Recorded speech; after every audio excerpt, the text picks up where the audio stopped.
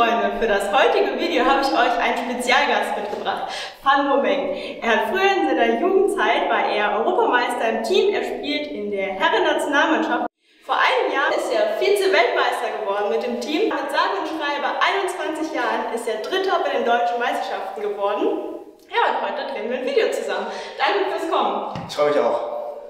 Am Anfang werden wir ein paar Übungen spielen, die Lieblingsübungen, die uns Fan Bo mitgebracht hat. Wir werden ein bisschen was dazu sagen. Und ja, danach gibt es eine Fragerunde mit Fragen von euch, die ihr mir zugeschickt habt. Und am Ende gibt es noch ein paar Rallyes. Also es wird spannend, bleibt dran. Seid ihr bereit, euer Spiel auf ein völlig neues Level zu heben? Bei Soulspin, dem Sponsor des heutigen Videos, könnt ihr euch euren eigenen Schläger maßgefertigt bauen lassen. Später dazu mehr. Ja, Fan Bo hat uns 3 seiner Lieblingsübungen mitgebracht und die erste ist? Rückhand, Mitte, Rückhand, Vorhand. Wir Profis sind das klein groß. Also man spielt Rückhand aus Rückhand, Vorhand aus Mitte, Rückhand aus Rückhand und Vorhand aus Vorhand. Wieso spielt ihr diese Übung? Ja, meine Grundsätze bekommen. Die Übung ist sehr, sehr wichtig für uns. Das ist eine kombinierte Übung, man spielt Rückhand und Vorhand zusammen. Der Wechsel ist dabei und man baut eine Sicherheit auf, die ist dann im Spiel dann, wie wir das Spiel nutzen können am Ende. Okay, und was muss man bei dieser Übung, also worauf muss man halt achten? Wichtig dabei ist, dass die Beine richtig stehen. Das heißt, immer den Ball vor dem Körper treffen, wie ein goldenes Dreieck. Zu dem goldenen Dreieck habe ich euch mal hier noch ein anderes Video gemacht, das verlinke ich euch mal, das ist ein sehr guter Punkt. Ja, wie gesagt, ein goldenes Dreieck, das heißt der Ball immer vor dem Körper, das heißt Rückhand und Vorhand. Und dass der Wechsel oben ist. Das heißt nicht nach unten oder irgendwas anderes, sondern oben, da man am wenigsten Zeit verliert. Cool, ich würde sagen, dann spielen wir die Übung mal, ne? Okay.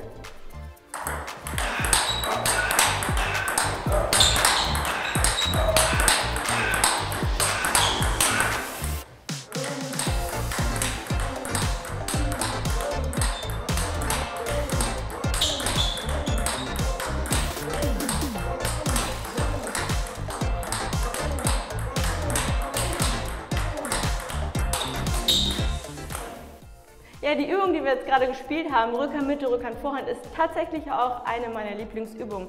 Ich spiele die eigentlich auch fast jedes Training und die ist gut geeignet, sowohl für Anfänger als auch für Fortgeschrittene und wie wir jetzt auch gesehen haben, auch für Profis. Also probiert das zu Hause auch mal ruhig aus. Ja, die zweite Übung ist auch eine Übung, die ich super gerne spiele und die stellt der Fan Bo uns jetzt auch mal vor.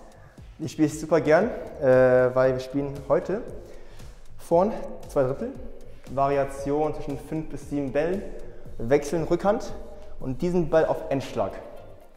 Also das auf Endschlag, das ist meine Schokoseite, diesen Rückhandbombe diagonal ist mein bester Ball und den trainiere ich gerne, den muss ich trainieren für mein Spiel. Deswegen fangen wir immer an, einen Ball Topfen zu spielen und dann der nächste irgendwo hin, frei verteilt und der Wechsel kommt dann dieser Ball auf Endschlag. Genau, und achtet vielleicht mal bei dieser Übung drauf, dass ihr nicht so richtig große Wechsel spielt, sondern dass ein paar Ballwechsel zustande kommen, dass man am Anfang erstmal anfängt, hier so klein zu wechseln. Und wenn man das dann gut drauf hat, kann man auch ruhig größere Wechsel spielen.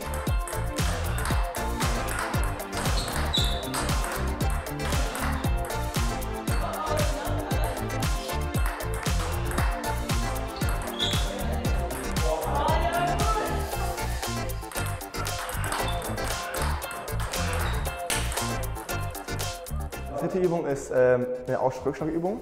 Das heißt, ich mache Aufschlag, Katharina spielt den Ball lang Rückhand oder kurz Vorhand. Besonders bei dieser Rückhand sollte man achten, dass man gut zum Ball steht. Wie gesagt, das goldene Dreieck, Ball vor dem Körper. Und mit diesem Ball kann man vieles anfangen. Man kann den fest diagonal spielen oder auch parallel. Aber wenn man den parallel spielt, dann sollte man ein bisschen das Tempo reduzieren, weil dieser Ball etwas schwieriger ist und die Flugkurve etwas kürzer ist natürlich. Bei Kurzvorhand kann man machen, was man möchte.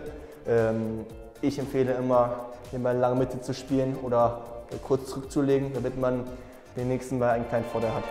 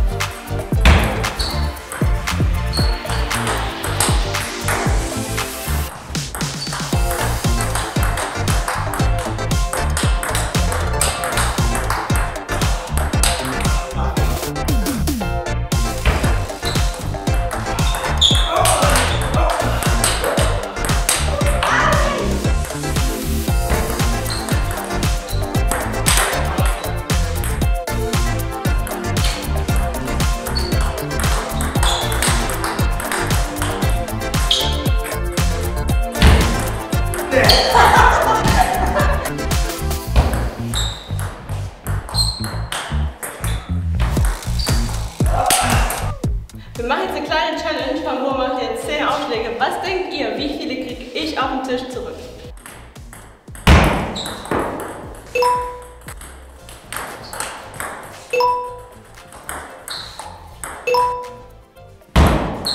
Oh, die habe ich nicht gesehen. Ja, total verdeckt.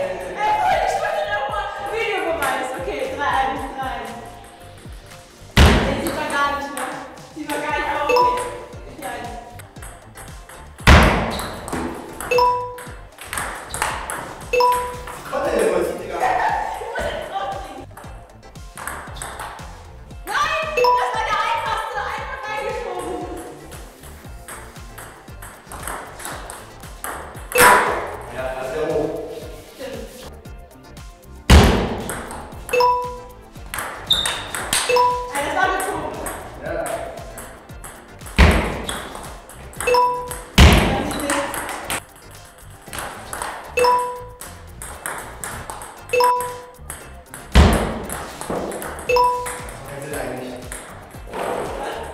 Weil du machst keinen Fehler. Oh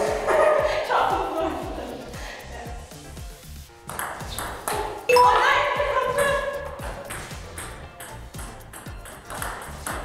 Oh.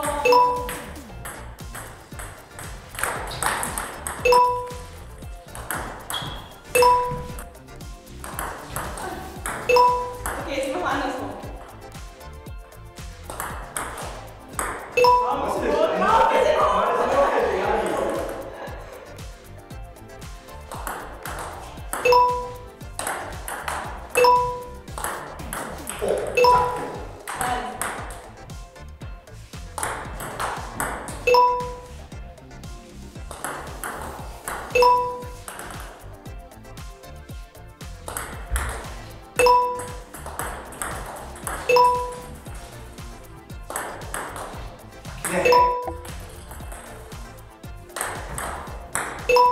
Nächste Challenge, wir spielen mal mit der falschen Hand. Mal gucken, wer hier gewinnt. 0. Spielst du manchmal mit der falschen? Nee, nie.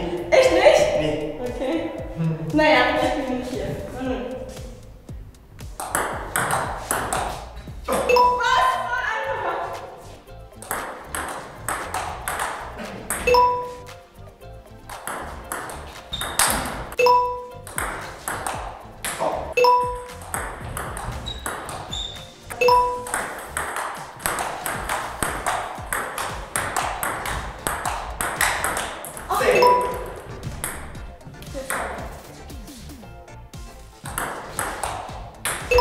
Ich brauche die noch mal auf der Rückhand.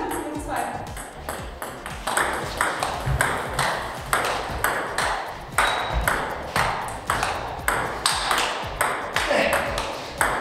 Ja, 5-3.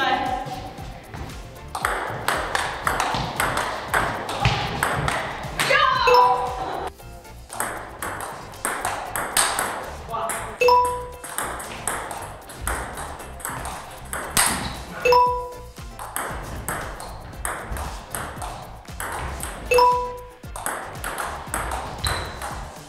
Sorry. 7-6.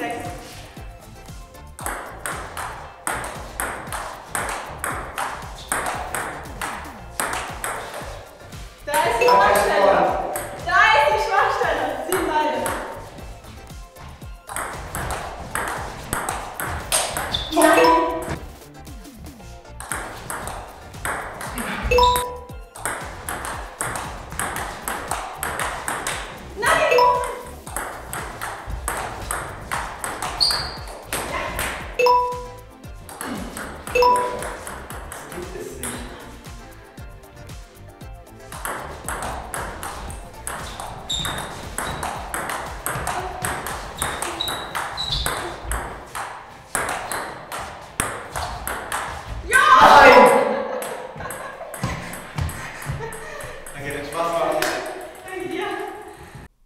Ich habe mir bei Soulspin meinen eigenen Schläger bauen lassen, hier mit meinem eigenen Logo, und ich bin super happy damit. Ich kenne keinen einzigen Konfigurator weltweit für Tischtennisschläger, wo man sich seinen eigenen Schläger bauen lassen kann. Egal ob defensiv oder offensiv, hier findet jeder sein Holz in der passenden Geschwindigkeit. Dafür könnt ihr zwischen 12 verschiedenen Holzsorten und anderen Materialien wie Carbon wählen.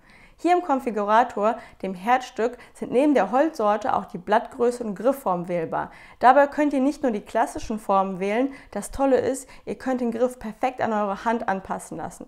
Es gibt zum Beispiel asymmetrische Griffformen, mit denen sich das Holz super schnell drehen lässt. Alle Anpassungen seht ihr hier im Konfigurator. Ihr seht, wie euer Schläger live vor eurem Auge entsteht. Weitere Infos findet ihr unter Materialberatung und Tischtenniswissen.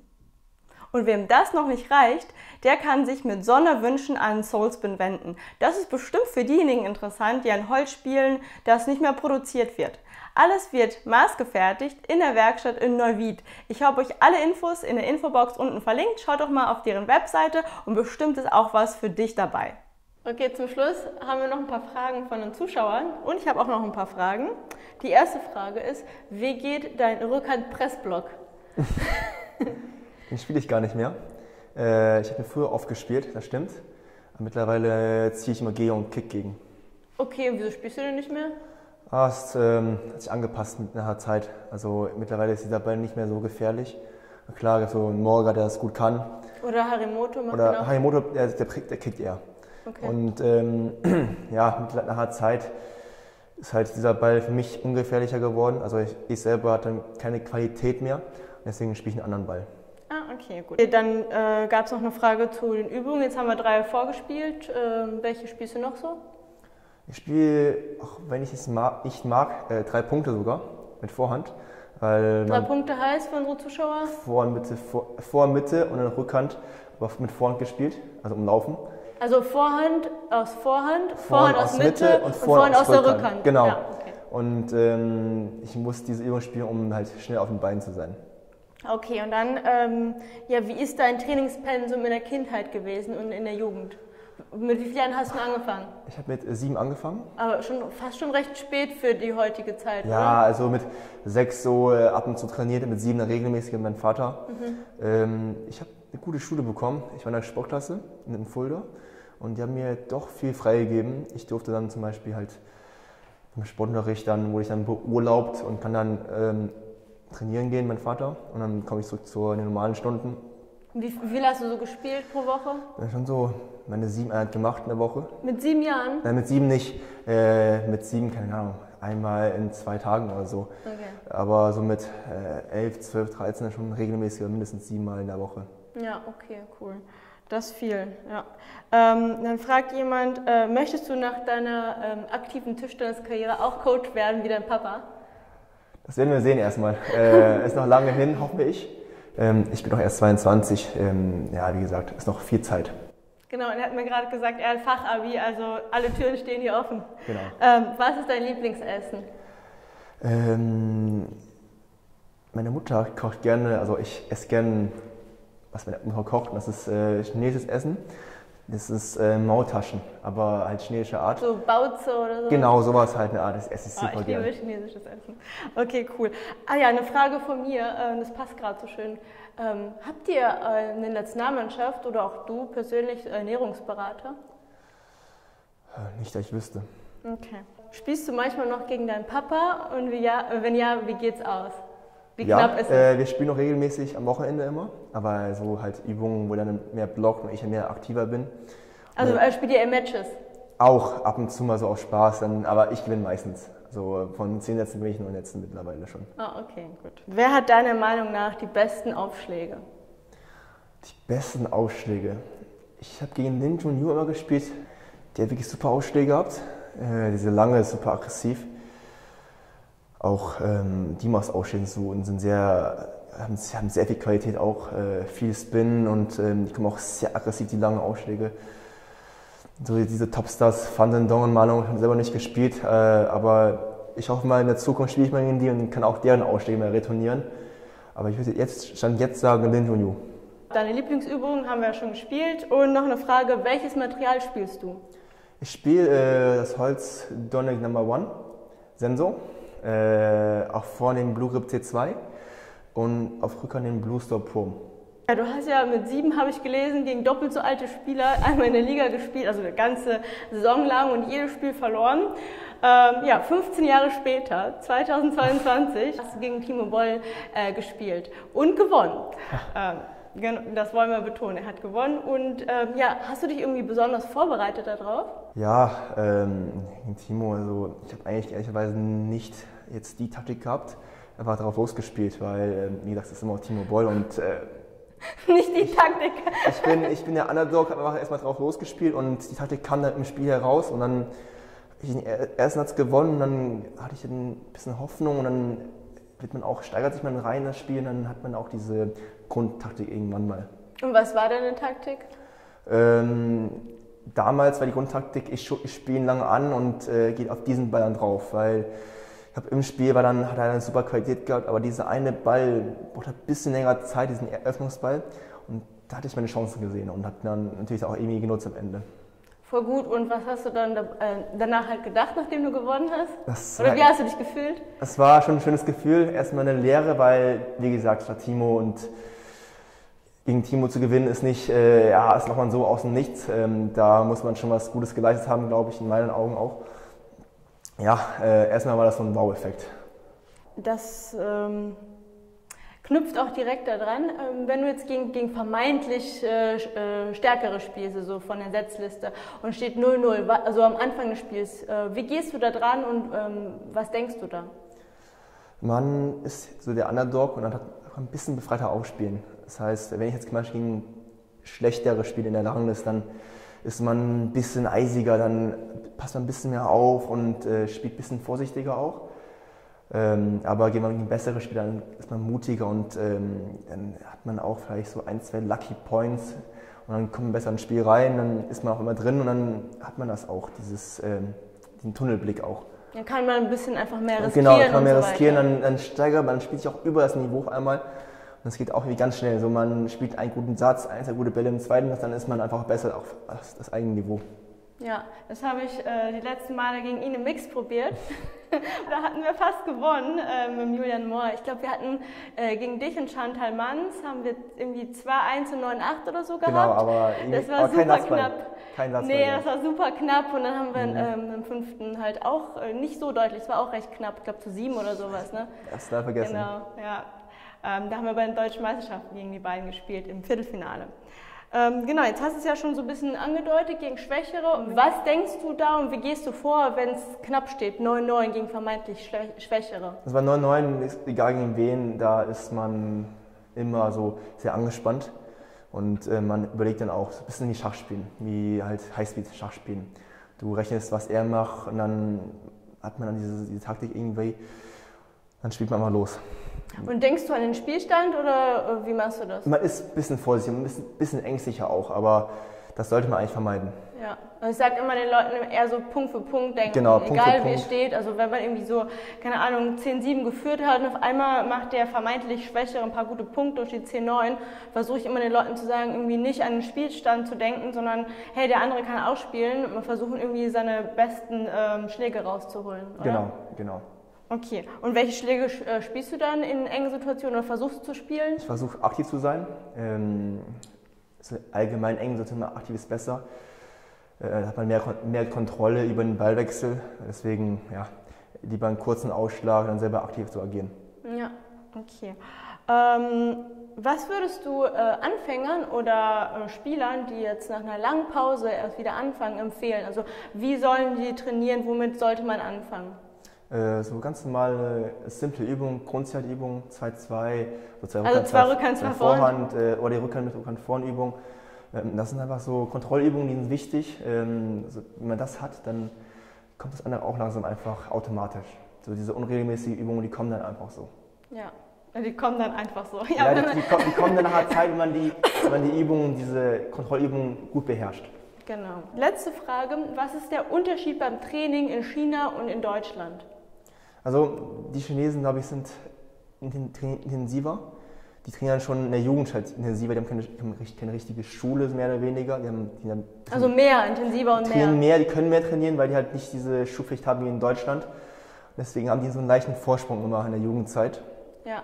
Aber wir in Deutschland haben dann nach der Schule auch diese Zeit zu trainieren. Dann holen wir schon ein Stückchen auf, aber der Vorsprung ist noch ein bisschen da und dann sind die Chinesen auch deswegen top.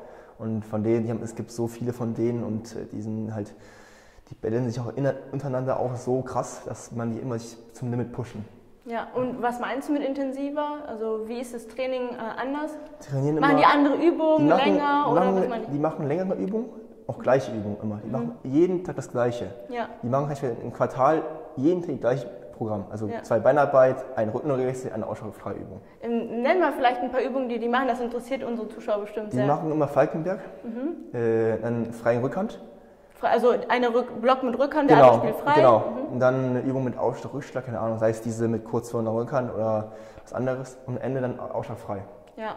Und das machen die wirklich 3-4 Monate lang und dann wechseln die erst was. Ja, das habe ich auch so erlebt. Also ich war ja auch schon, ich glaube 7 Mal oder so in China, 7 oder 8 Mal, und die haben tatsächlich fast immer die gleichen, ziemlich einfache Übungen. Ne? Ja, weil die simpel. Zuschauer, die fragen sich immer, was machen die Profis anders? Ja. Das ist super interessant für meine Zuschauer und für alle Tischtennisspieler jetzt mal, so Sachen einfach zu hören.